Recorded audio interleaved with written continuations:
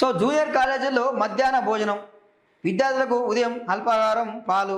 సరే, ఆ భోజనం అన్న మంచిగా పెట్టరు, ఆ భోజనాలన్నా మంచిగా పెట్టరు. ఈరోజు భోజనాలు పెడతా అన్నారు.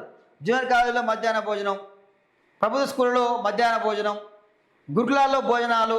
వాస్తవానికి చెప్పాలంటే ఈరోజు మీరు పెడుతున్న భోజనాల వల్ల వాస్తవానికి చెప్పాలంటే ఫుడ్ పాయిజన్ అవుతూ ఉంది. ఎన్నో న్యూస్లు చూసినాం కదా, ఫుడ్ పాయిజన్ అవుతూ ఉన్నది. నీళ్ళచారు, మాడిపోయిన అన్నం, పురుగుల అన్నం పెడతా ఉన్నారు.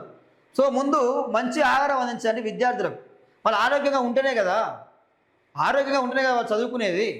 మేము భోజనాలు పెడుతున్నామని చెప్పి తాటికాయలంటే అక్షరాలు రాసుకోవడం కాదు.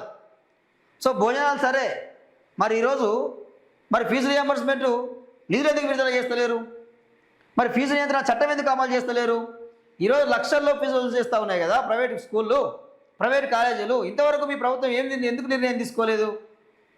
అంటే మేము ఎంతసేపు ఉన్నా భోజనం పెడతాం, సాంబారు పోస్తాం, పచ్చిపులుసు పోస్తాం, అన్నం పెడతాం, గుడ్డు పెడతాం.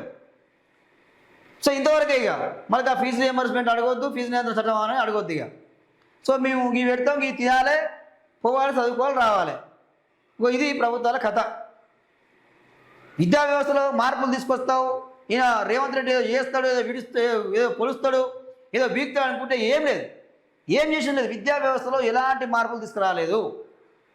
అసలు నీకు విద్యాశాఖ నీ దగ్గర ఉండి కూడా వేస్ట్ అయ్యి